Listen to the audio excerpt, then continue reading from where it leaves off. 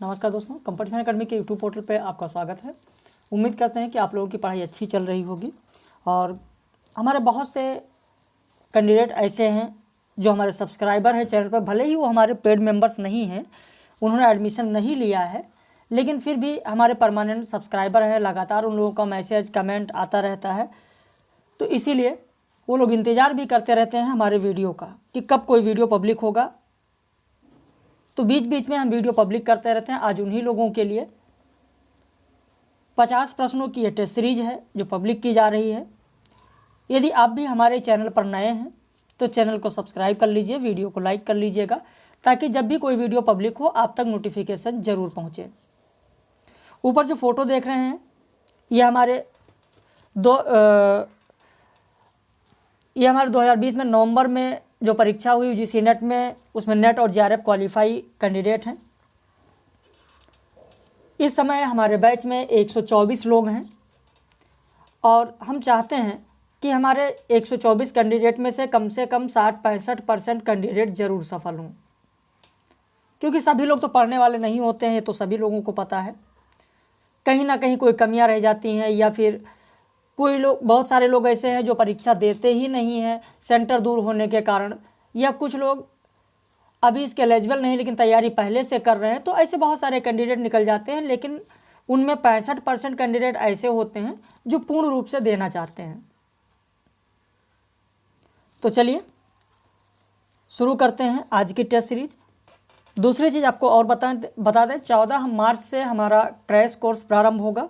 उसके बारे में मैंने बता रखा है लोगों को, और लोग अभी से ही एडमिशन लेना प्रारंभ कर दिए हैं। यदि आप भी हमारे साथ क्रैश कोर्स में जुड़ना चाहते हैं या अभी से हमारे साथ पेड बैच में जुड़ना चाहते हैं, तो इन दोनों नंबर पर किसी पर भी आप फ़ोन करके या व्हाट्सएप करके फ़ीस और सारी जानकारी ले सकते हैं। वीडियो को देखने से पहले आप कॉपी में पेन लेकर बैठें, ताकि जो चीज़ें आपको ना पता हो उन्हें आप लिख लें। तो चलिए 50 प्रश्नों की सीरीज शुरू करते हैं। स्त्रियों का भाग्य पुरुषों की प्रसन्नता और उनके निर्णय पर ही आश्रित है। उपरोक्त कथन झूठा सच उपन्यास में किस पात्र का है? विकल्प है शीलो, भाग्यवती, तारा, कनक। आपका उत्तर होगा सी, तारा। दूसरा प्रश्न है, निम्न कथनों पर विचार कीजिए। चित्रलेखा उपन्यास पर फ्रेंच उपन्यासकार अनातोले के उपन्यास थाया का प्रभाव है। दूसरा पॉइंट, वाणभट्ट की आत्मकथा रुद्रक के मृच्छकटिकम की कुछ घटनाओं से है। शेखर एक जीवनी उपन्यास पर रोमारोला के जया क्रिस्ताप का प्रभाव है। चौथा पॉइंट, बूंद और समुद्र उपन्यास तमिल महाकाव्य शिल्पाधिकारम पर आधारित है। उपरोक्त में से असत्य कथन कौन सा है, गलत कौन सा है? तो इसमें आपका दूसरा और चौथा गलत होगा, यानी बी विकल्प होगा। अभी कल ही तो मैंने आप लोगों को उपन्यास पढ़ाया है, जो हमारे पेड मेंबर्स हो जानते होंगे। जो उपन्यास मैंने आप लोगों को पढ़ाया है अमृतलाल नागर का, वहाँ पर बूंद और समुद्र नहीं, बल्कि मैंने आप लोगों को बताया सुहाग के नुपुर शिल्पाधिकारम पर आधारित है, बूंद और समुद्र नहीं। तो इस तरीके से 2 और 4 विकल्प गलत होगा, यानी आपका बी सही होगा, 2, 4। अगला प्रश्न, काम आध्यात्मिक विकास का वाधक है, जबकि प्रेम उसका उन्नायक है। उपरोक्त कथन किस उपन्यास का है? चित्रलेखा उपन्यास, गुनाहों का देवता उपन्यास, एक पथ बंधु था, अनामदास का पोथा। आपका उत्तर हो जाएगा डी, अनामदास का पोथा। अगला प्रश्न देखें, जीना यहाँ फिल्म किस कहानी पर बनी? यही सच है, मनु भंडारी, ऐखाने आकाश नेई, मनु भंडारी, चरणदास चोर, विजयदान, तीसरी कसम, रेणु। जीना यहाँ फिल्म किस कहानी पर बनी थी? आपका उत्तर होगा बी, ऐखाने आकाश नेई कहानी पर बनी थी, जिसके कहानीकार हैं मनु भंडारी। अगला प्रश्न देखें, ग्रामीण अंचल में स्त्रियों की खरीद फरोख्त पर आधारित कहानी कौन सी है? धर्म क्षेत्र कुरुक्षेत्र, जो कि दूधनाथ सिंह की कहानी है। तरु का निर्णय शेखर जोशी की कहानी। दो दुखों का एक सुख शैलेश मटियानी की कहानी। लहू पुकारे आदमी मधुकर सिंह की कहानी। इनमें से कौन सी कहानी है जिसकी विषय वस्तु है ग्रामीण अंचल में स्त्रियों की खरीद फरोख्त? आपका उत्तर हो जाएगा ए, धर्म क्षेत्र कुरुक्षेत्र दूधनाथ सिंह। तरु का निर्णय जो शेखर जोशी का है, यह मध्यवर्गीय विसंगतियों का अंकन इसमें किया गया है। दो दुखों का एक सुख जो शैलेश मटियानी ने लिखा, इसमें एक कोढ़ी, एक अंधे और एक भिखारिन की प्रेम कहानी है। लहू पुकारे आदमी में देखेंगे आर्थिक असमानता दिखाया गया। तो 5 का उत्तर आपका ए होगा। प्रश्न संख्या 6 देखें। मृदुला गर्ग के किस कहानी की विषय वस्तु चंबल में व्याप्त शोषण है? अगली सुबह, बेनकाब, विनाशदूत, हरिविंदी। देखिए, बाकी आपको भले ही न याद हो, लेकिन टेस्ट सीरीज से भले आंसर आपको नहीं पता है, बहुत सारी चीज़ें वैसे आपको सीखने को मिल जाएंगी। भाई मृदुला गर्ग की कहानी कौन सी है? तो भले अगर आपने टेस्ट सीरीज को देख लिया तो यही आपको पता होगा कि ये चारों कहानी किसकी हैं? मृदुला गर्ग की है। हरिविंदी कई बार पूछा गया, हरिविंदी कहानी किसकी है? मृदुला गर्ग की है। अगली सुबह मृदुला गर्ग की कहानी, बेनकाब मृदुला गर्ग की कहानी, विनाशदूत मृदुला गर्ग की कहानी। तो ये सारी चीज़ें आपको इन टेस्ट सीरीज से सीखने को जरूर मिलती हैं। और इसी तरीके से आप कोई भी प्रैक्टिस करें तो ध्यान दें, अगर इस तरीके के प्रश्न मिलते हैं तो बहुत सारी चीज़ें आपको सीखने को मिलती हैं। सिर्फ उत्तर पर ही ना ध्यान दें, बाकी प्रश्नों पर भी ध्यान दें। तो प्रश्न संख्या 6 का उत्तर हो जाएगा आपका बी, बेनकाब। अगली सुबह जो कहानी है, इसमें इंदिरा गांधी की जब हत्या हो जाती है, उनकी हत्या के बाद जो दंगे होते हैं, उन दंगों का चित्रण किया गया है अगली सुबह में। विनाशदूत में आप देखेंगे जो मध्य प्रदेश के भोपाल में गैस त्रासदी हुई थी, भोपाल गैस त्रासदी, उसके बारे में बताया गया है। और हरिविंदी में गृहस्थ स्त्री की स्वच्छंदता की कहानी है, जबकि बेनकाब में चंबल में व्याप्त शोषण है। अगला प्रश्न, भैरव प्रसाद गुप्त और अमृत राय की कहानियां मार्क्सवादी नुस्खों से बनाई गई हैं, यह कथन किसका है? विकल्प है नामवर सिंह, मोहन राकेश, रामचंद्र तिवारी, मधुरेश। आपका उत्तर होगा डी, मधुरेश। अगला प्रश्न देखें।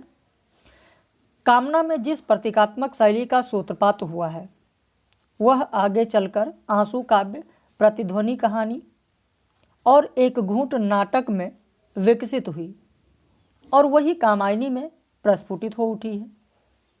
उपरोक्त कथन किसका है? बाबू गुलाब राय, रमेश चंद्र शाह, दशरथ ओझा, नामवर सिंह। आपका उत्तर हो जाएगा सी, दशरथ ओझा। अगला प्रश्न देखें। ज्ञानदेव अग्निहोत्री का कौन सा नाटक मानव की दिग्भ्रांति यात्रा का नाटक कहा जाता है? नेफा की एक शाम, वतन की आबरू, अनुष्ठान, शुतुरमुर्ग। आपका उत्तर हो जाएगा 9 का सी, अनुष्ठान। क्योंकि नेफा की एक शाम में आप देखेंगे तो इसमें ये चीन के आक्रमण की पृष्ठभूमि पर आधारित एक कहानी है, नेफा की एक शाम। वहीं वतन की आबरू की बात करें तो भारत पाकिस्तान विभाजन की बात हो रही है यहाँ पर, वहाँ की पृष्ठभूमि है। शुतुरमुर्ग में आप देखेंगे तो राजनीतिक, इसको हम कह सकते हैं राजनीतिक नाटक कह सकते हैं, नेहरू कालीन राजनीतिक पृष्ठभूमि इसमें दिखाया गया है शुतुरमुर्ग में। अगला प्रश्न है, आषाढ़ का एक दिन नाटक के संदर्भ में निम्न में से सही कथन कौन सा है? कालिदास की मनः स्थिति खंडित है। दूसरा पॉइंट, मल्लिका कालिदास की प्रेयसी है, उसकी संपूर्ण कृतियों की प्रेरणा शक्ति है। मल्लिका अंततः विलोम की विवाहिता में परिणत हो जाती है। विलोम का चरित्र कालिदास के सापेक्ष है, अनुपूरक है। इनमें से कौन सा सही है? तो आपका सी विकल्प होगा। 1, 2, 4 सही है, तीसरा नहीं सही है। आषाढ़ का एक दिन आप लोगों ने पढ़ा ही होगा, पूरा विस्तृत आप लोगों को पता होगा, मैंने कराया भी है। अगला प्रश्न देखें, भुवनेश्वर को प्रेमचंद की खोज किसने माना है? दूधनाथ सिंह, मोहन राकेश, नेमिचंद्र जैन, जयदेव तनेजा। भुवनेश्वर को प्रेमचंद की खोज किसने माना है? चलिए सही उत्तर आपको बताते हैं, दूधनाथ सिंह। अंधा युग में जिस पात्र के द्वारा कृष्ण मृत्यु को प्राप्त होते हैं उस पात्र का नाम क्या है? जरा, अजस्र, विसृण, जारज। आपका उत्तर होगा 12 का ए, जरा। सर्वेश्वर ने किससे बातचीत के उपरांत बकरी नाटक लिखा? जो आपके पाठ्यक्रम में है बकरी नाटक, उसी की बात कर रहे हैं कि सर्वेश्वर ने किससे बातचीत के बाद बकरी नाटक लिखा था। विकल्प है जयप्रकाश नारायण, के कामराज, राम मनोहर लोहिया, आचार्य कृपलानी। चलिए उत्तर होगा आपका सी, राम मनोहर लोहिया। अगले प्रश्न की ओर आते हैं, अंधा युग नाटक के आरंभ में कौन से पुराण का जिक्र आता है? मत्स्य पुराण, पद्म पुराण, विष्णु पुराण, शिव पुराण। आपका उत्तर होगा सी, विष्णु पुराण। अगला प्रश्न देखें, आधे अधूरे नाटक की केंद्रीय पात्र सावित्री के संदर्भ में निम्न में से सत्य कथन कौन सा या कौन से हैं? वह एक नौकरी पेशा औरत है, वह अपने पति के अलावा किसी और के प्रति आकर्षित है, उसकी छोटी बेटी का नाम बिन्नी है, उसकी बड़ी बेटी की शादी हो चुकी है। 1 2 सही है, 1 2 3 4 सही है, 1 2 4 सही है, 1 3 4 सही है। सही उत्तर होगा सी, 1 2 4 सही है। 3 क्यों गलत है? क्योंकि उसकी बेटी का नाम बिन्नी जरूर है लेकिन छोटी बेटी लिखा हुआ है, छोटी बेटी नहीं बल्कि उसकी जो बेटी है उसका नाम बिन्नी है, बड़ी बेटी है, छोटी नहीं। प्रश्न संख्या 16 देखें, आत्माराम की टेटे निबंध में आत्माराम के प्रतीक कौन है? प्रश्न संख्या 16, आत्माराम की टेटे निबंध है किसका? अगर आपको पता होगा तो जाहिर सी बात है आप बता सकते हैं, बता देंगे। बाल मुकुंद गुप्त का है आत्माराम की टेटे निबंध, और उसमें आत्माराम किसको कहा गया? महावीर प्रसाद द्विवेदी को कहा गया। 16 का उत्तर डी होगा। 17 देखें, बड़ी धूम से टेसू लेकर आए, लड़के लाड़ी साथ लगाए, होगा दिल्ली में दरबार, सुनकर चौक पड़ा संसार। पंक्ति किसकी है? बालकृष्ण भट्ट, बाल मुकुंद गुप्त, भारतेंदु हरिश्चंद्र, प्रेमघन। अब बहुत सारे लोग भारतेंदु लगा देंगे क्योंकि उनको दिल्ली दरबार दर्पण याद आ जाएगा निबंध, क्योंकि पंक्ति के माध्यम से उनको दिल्ली दरबार यहाँ दिख रहा है और भारतेंदु लगा देंगे, लेकिन गलत हो जाएंगे। यह पंक्ति भारतेंदु की नहीं है बल्कि यह पंक्ति बाल मुकुंद की है। आपका उत्तर होगा 17 का बी, बाल मुकुंद गुप्त। अगला प्रश्न देखें, निम्न में से कौन सा सुमेलित नहीं है? शैतान के बहाने, रमेश चंद्र शाह, जो घर फूंके, पुरुषोत्तम अग्रवाल, आगम की नाव, कुबेर नाथ राय, खालिस मौज में, विष्णुकांत शास्त्री। विकल्प है 1 3 2 4, 1 4 2 3। कौन सा सुमेलित नहीं है? तो दूसरा और चौथा बी विकल्प होगा, सुमेलित नहीं है, क्योंकि जो घर फूके ये ज्ञान चतुर्वेदी का है। आप लिख लें, ज्ञान चतुर्वेदी का है। खालिस मौज में शिव प्रसाद सिंह का है। दूसरा और चौथा गलत है, यही सुमेलित नहीं है। खालिस मौज में शिव प्रसाद सिंह का है, जो घर फूंके ज्ञान चतुर्वेदी का है। अगला प्रश्न, इतिहास का 100 निबंध के निबंधकार कौन है?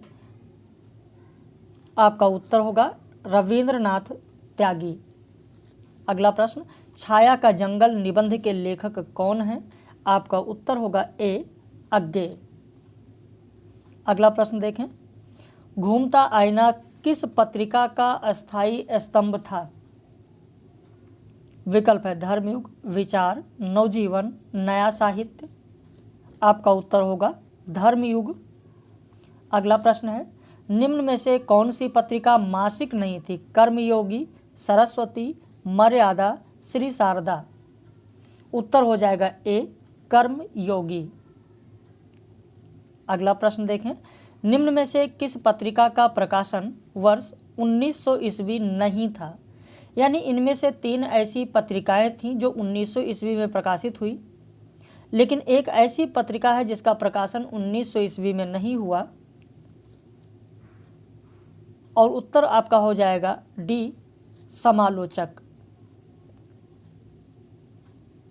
अगला देखें, 1930 ईस्वी में किस पत्रिका का बलिदान अंक निकला था जिसे अंग्रेजों ने जब्त कर लिया था? आपका उत्तर होगा ए हिंदू पंच। हिंदू पंच पत्रिका 1930 ईस्वी में, इससे एक अंक निकला था बलिदान अंक, जिसे अंग्रेजों ने जब्त कर लिया था। प्रश्न संख्या 25 देखें, निम्न में से कौन सी रीति को ग्राम्या भी कहा जाता है? वैदर्भी, गौंडी, पांचाली, लाटी। आपका उत्तर हो जाएगा सी पांचाली। आनंदवर्धन ने वाच्यार्थ को ज्ञात कर लेने वाले व्यक्ति को क्या कहा है? सहृदय, बोद्धा, सामाजिक, रस सिद्धस्त। उत्तर हो जाएगा आपका बी बोद्धा। किस आचार्य ने उपमा को संपूर्ण अलंकारों की जननी कहा है? रुद्रट, उद्भट, अप्पय दीक्षित, राजशेखर। आपका उत्तर हो जाएगा डी राजशेखर। अगला प्रश्न देखें, मैं अलंकार को केवल वर्णन प्रणाली मानता हूँ, कथन किसका है? विकल्प है महावीर प्रसाद द्विवेदी, रामचंद्र शुक्ल, नंदुलारे वाजपेयी, डॉक्टर नगेंद्र। आपका उत्तर हो जाएगा बी रामचंद्र शुक्ल। अगला प्रश्न है, सर्वप्रथम किस आचार्य ने गुण को रीति के नियामक के रूप में मान्यता दी है? विकल्प है भरत मुनि, भामह, दंडी, वामन। आपका उत्तर हो जाएगा सी दंडी। अगला प्रश्न, निम्न में से कौन सा तत्व रस ध्वनि में शामिल नहीं है? भावोदय, भाव संधि, भावाभाव, भावाभास।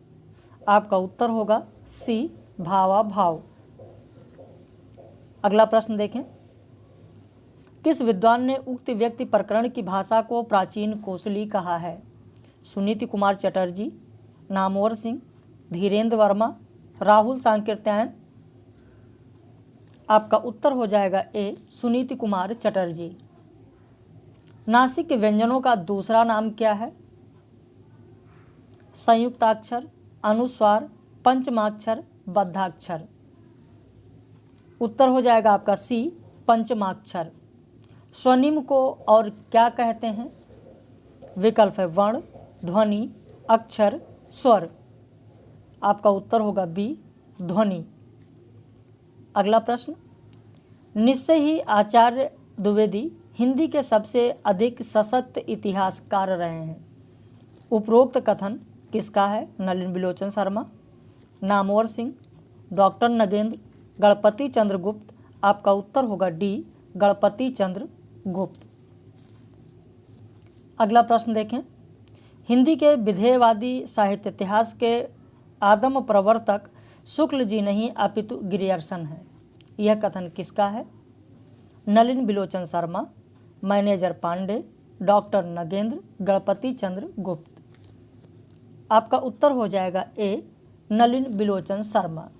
देखिए, चीज़ों को आप कहीं पर भी लिखते चलें, चीज़ों को आप समझते चलें। बहुत लोग ऐसे होते हैं कि वीडियो देखना प्रारंभ करते हैं और अगर प्रश्न उन्हें आते हैं तब तो वीडियो बहुत अच्छा है, अगर प्रश्न उन्हें आते हैं तो वीडियो बहुत अच्छा है, देखते जाएंगे, अंत तक पूरा वीडियो देखेंगे। और अगर कहीं 2-4 प्रश्न उनको नहीं आता है तो फिर इससे ख़राब वीडियो कोई नहीं है। ये मानसिकता होती है लोगों की।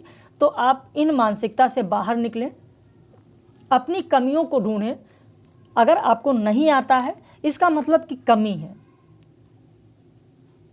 ये कटु सत्य है। इसका मतलब कि आप में कमी है और उस कमी को दूर करिए। दूर करने के लिए पढ़ाई करिए। भाई नहीं पढ़ेंगे तो जाहिर सी बात है प्रश्न आपको नहीं आता होगा, जो पढ़ेगा उसी को आएगा प्रश्न। और ऐसा भी नहीं कि कहीं अलग से प्रश्न पूछे जा रहे हैं। आप देख रहे हैं जो हमेशा ये प्रश्न पूछे जाते हैं और साहित्य से ही हम प्रश्न कर रहे हैं, आप लोगों से साहित्य से ही बनाया जा रहा है प्रश्न। तो अगर नहीं आता है तो उसमें घबराने की भी ज़रूरत नहीं है। आप पढ़िए, चीज़ों को सीखिए, यहाँ बताया जा रहा है इससे सीखिए। अगर आप वीडियो छोड़कर चले जाएंगे, आप नहीं देखेंगे, तो उससे मेरा कोई नुकसान नहीं है, आपका नुकसान हो रहा है। कम से कम इनसे सीख तो मिल जाएगी आपको। 50 प्रश्न आपके तैयार हो जाएंगे, और 50 ही नहीं, आप देखेंगे कि एक प्रश्न से कई प्रश्न आपके तैयार हो रहे हैं जो चीज़ों को बताई जा रही है। और सीख कोई बुरी बात नहीं होती, एक बच्चे से भी सीख लेनी चाहिए लोगों को। तो आप जो ऐसे लोग हैं वो इस मानसिकता से बाहर आएं कि अगर समझ में आता है, 2-4 प्रश्न उनको आता है तो वीडियो अच्छा, 2-4 प्रश्न नहीं आता है तो वीडियो नहीं अच्छा। इस मानसिकता से आप बाहर निकलें। प्रश्न संख्या 36, निम्न में से कौन से आचार्य चुखलक नाम से भी जाने जाते थे? भरत मुनि, दंडी, कुंतक, अभिनव गुप्त। आपका उत्तर हो जाएगा आचार्य अभिनव गुप्त। प्रेमचंद ने किसकी प्रेरणा से अपने कहानियों को हिंदी में रूपांतरित करके छपवाया? उत्तर होगा बी, मन्नन द्विवेदी। कई लोगों के दिमाग में दया नारायण निगम चल रहे होंगे, हम बता दें, क्योंकि उनका भी संबंध प्रेमचंद जी से है। दयाराम निगम जी ने प्रेमचंद नाम दिया था। दया नारायण निगम जी ने प्रेमचंद नाम दिया था, जबकि मन्नन द्विवेदी से प्रेरणा लेकर प्रेमचंद जी ने अपनी कहानियों को हिंदी में रूपांतरित करके छपवाया था। कामायनी में प्रजापति मनु की पथ प्रदर्शिका किसे बताया गया है? श्रद्धा को, मनु को, इड़ा को, इनमें से कोई नहीं। लिखने में एक चीज़ यहाँ पर गलती ये हो गई कि मैंने प्रश्न में पूछा है कि कामायनी में प्रजापति मनु की पथ प्रदर्शिका, और बी विकल्प में मैंने मनु भी लिख दिया है। खैर, इसको अब लिख गया, कोई बात नहीं। प्रश्न संख्या 38 देखें, आपका उत्तर हो जाएगा सी, ईड़ा। अगला प्रश्न, प्रभु जी तुम मेरे मन को जानो किसकी पंक्ति है? मीरा, रहीम, रैदास, इनमें से कोई नहीं। अब ऐसे प्रश्न को ज़्यादातर अगर ऐसा प्रश्न आता है तो लोग सबसे पहले मीरा विकल्प दिखता है और मीरा को लगाकर चले आते हैं। जैसे प्रभु जी दिखा तुरंत मीरा को लगाकर चले आते हैं, गलत है। जल्दबाजी ना करें आप लोग। देखिए, जल्दबाजी में ही प्रश्न गलत होते हैं। आप बहुत खुश होते हैं परीक्षा देकर जब निकलते हैं कि साहित्य में हमने 100 में 80 कर लिया, हमारे 80 सही होंगे, अब मुझे कोई नहीं बाहर कर सकता है और हमारा जीआरएफ होकर रहेगा। इतना खुश आप होते हैं। लेकिन जैसे परीक्षा हॉल से बाहर आते हैं, 2-4 प्रश्न गलत तुरंत हो जाते हैं, दिमाग में आता अच्छा ये पूछा गया था। और घर पहुंचते पहुंचते मित्रों से रास्ते में मिलते मिलते डिस्कस होते होते कम से कम 10 प्रश्न आपके गलत हो जाते हैं। और इसके बाद जब और बीतता है 15 दिन 20 दिन, आप फिर प्रश्न दिमाग में आता है, कहीं सोशल मीडिया पर देखते हैं, कहीं पर देखते हैं, तो पता चलता है कि आपके लगभग 20 प्रश्न गलत हो गए, यानी 80 से आप 60 पर आ गए। और जब रिजल्ट आता है तो कुछ और गलत होता है और आप असफल हो जाते हैं। और सिर्फ इसका कारण जल्दबाजी। आप लोग प्रश्नों को पढ़ते नहीं हैं। जल्दबाजी में जो प्रश्न करते हैं जो लोग, उनका जाहिर सी बात है प्रश्न गलत होगा 100%। तो इसलिए जल्दबाजी आप लोग बिल्कुल ना करें। और जब भी सिलेक्शन आपका रुकता है, साधारण प्रश्न के गलत होने से आप असफल होते हैं।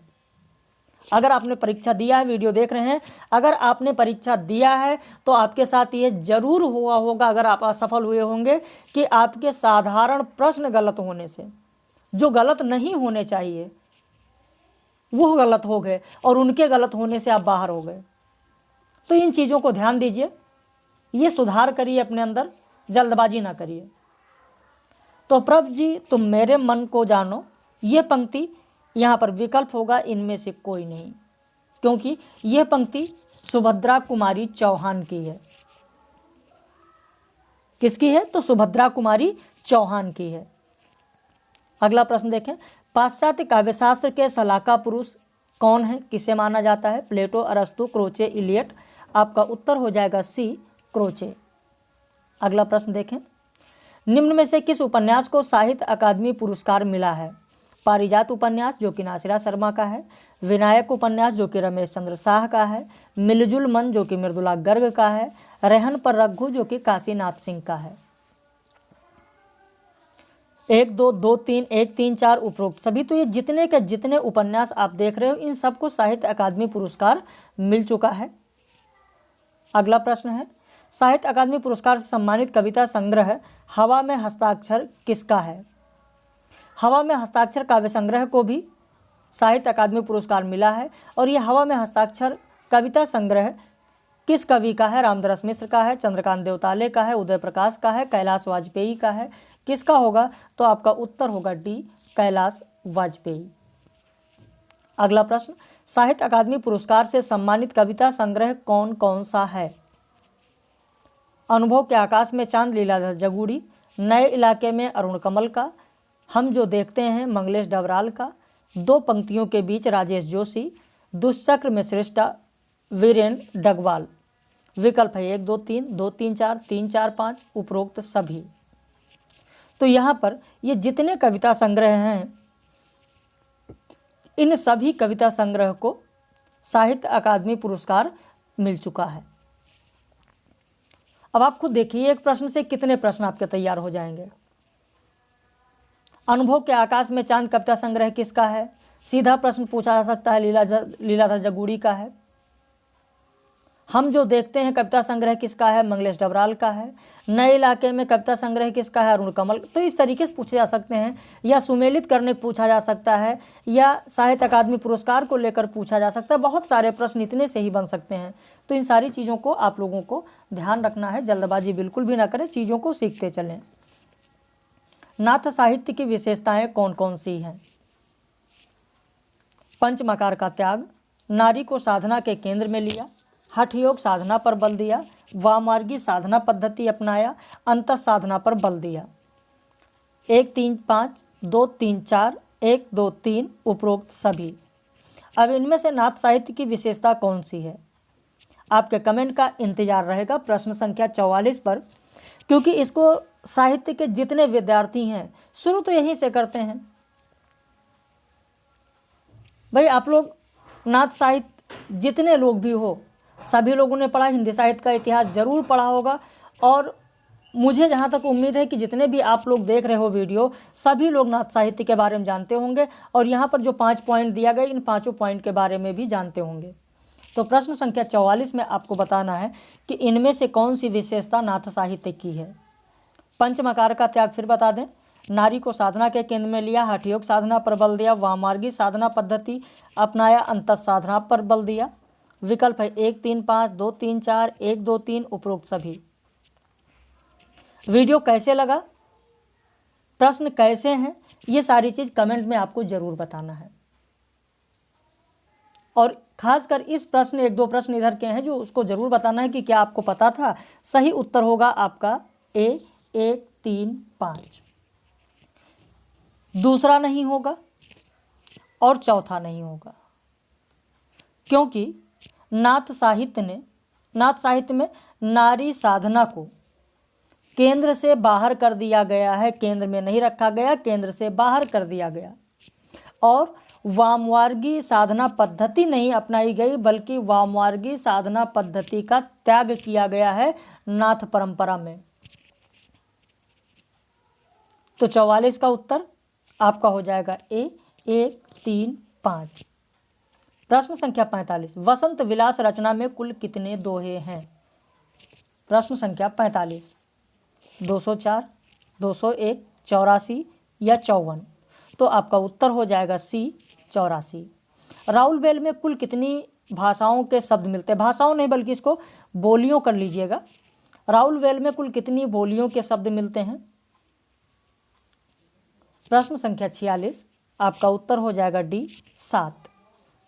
विष्णु के गले की मणि का अवतार किसे माना जाता है? प्रश्न संख्या 47 देखें, विष्णु के गले की मणि का अवतार किसे माना जाता है? आपके कमेंट का इंतजार हमको जरूर रहेगा। आप लोग कमेंट नहीं करते हैं, बताते नहीं हैं, ज़रूर आप लोग बताइएगा कि प्रश्न कैसे लग रहे हैं आपको, और अगर आप ये 50 प्रश्न करते तो आपके कितने सही होते। मधुर कवि, कुलशेखर, गोदा, गोदा मतलब जो महिला संत हैं, अंडाल दक्षिण भारत की, महायोगी, आपका उत्तर हो जाएगा बी कुलशेखर। अगला प्रश्न देखें, कैलाशनाथ काटजू का संस्मरण कौन सा है? मैं भूल नहीं सकता, अनसुनी आवाज़ें, एक नाव के यात्री, अतीत जीवी। 40 का उत्तर हो जाएगा, 48 का उत्तर आपका हो जाएगा ए, मैं भूल नहीं सकता। अगला प्रश्न देखें, गोदान में प्रेमचंद की प्रकाश अभ्यस्त आंखें हिम्मत करके अंधकार देखने की कोशिश कर रही हैं। उपरोक्त कथन किसका है? निर्मल वर्मा, विजयदेव नारायण शाही, रामविलास शर्मा, नामवर सिंह। आपका उत्तर हो जाएगा बी विजयदेव नारायण शाही। अगला प्रश्न देखें, यह भी आप लोगों के लिए बहुत ही महत्वपूर्ण है। अंतिम प्रश्न है, नंददास के भंवर गीत की विशेषता कौन सी है? लोक की प्रधानता, सरल एवं सहज गोपियाँ, भाषा ठेठ ब्रज, काव्य रूप, मुक्तक। विकल्प है 1 3 2 3 1 2 3, इनमें से कोई नहीं। अंतिम प्रश्न, जरूर आपसे उम्मीद रहेगा कि आप कमेंट करके बताएंगे कि प्रश्न कैसे लगे। आप लोग अहम में बिल्कुल भी ना रहें कि चलो सब आता है, हो जाएगा, कर लेंगे, इसमें कुछ नहीं है, ऐसी सोच बिल्कुल भी ना रखें। इस सोच का त्याग करें। अगर आगे बढ़ना है, सफलता लेनी है, चीज़ों को सीखना है, छोटी से छोटी चीज़ों पर ध्यान देना है, जो चीज़ें समझाई जा रही हैं उन चीज़ों पर विशेष कर ध्यान देना है। मैं आप ही के भले के लिए समझा रहा हूँ चीज़ों को। नंददास के भंवर गीत की विशेषता कौन सी है? यहाँ पर 4 पॉइंट दिए गए, फिर विकल्प दिया गया 1 3 2 3 1 2 3, इनमें से कोई नहीं। आपका उत्तर होगा डी, इनमें से कोई नहीं। अब आप सोचेंगे कि फिर ये किसकी विशेषता है? तो सूरदास के भ्रमर गीत की विशेषता है। यह विशेषता सूरदास के भ्रमर गीत का है, नंददास के भंवर गीत का नहीं है। नंददास के भंवर गीत में अगर देखें तो काव्य आप देखेंगे कि शास्त्र की प्रमुखता है, लोक की प्रमुखता यहाँ पर है। तो नंददास के भंवर गीत में आप देखेंगे कि शास्त्र की प्रमुखता है। जहाँ पर सूरदास के भ्रमर गीत में जो गोपियाँ हैं वो सरल और सहज हैं, वहीं नंददास के भंवर गीत में आप देखेंगे कि इनकी गोपियाँ पांडित्य से परिपूर्ण हैं, तर्कशील हैं। जहाँ पर सूरदास के भ्रमर गीत की भाषा ठेठ ब्रज भाषा है, वहीं नंददास के भंवर गीत की जो भाषा है वह संस्कृत निष्ठ ब्रज भाषा है। ठेठ ब्रज भाषा नहीं है, संस्कृत निष्ठ ब्रज भाषा है। काव्य रूप की बात करें जहाँ ये मुक्तक है, वहीं नंददास का जो भंवर गीत है वो प्रबंधात्मक है। काव्य रूप कैसा है? तो प्रबंधात्मक है। चारों चीज़ें आपके समझ में आ गई। नंददास के भंवर गीत और सूरदास के भ्रमर गीत में अंतर समझ में आ गया आपके। तो इस तरीके के ये 50 प्रश्न थे। आपको वीडियो कैसा लगा, प्रश्नोत्तरी कैसी है, ज़रूर बताइएगा। आप अगर नए हैं तो चैनल को सब्सक्राइब कर लीजिए ताकि जो भी वीडियो पब्लिक किया जाए वो आप तक ज़रूर पहुँचे। हम लोग फिर मिलेंगे अपने पेड मेंबर्स के साथ कल आज ही रात में 9 बजे लाइव क्लास में।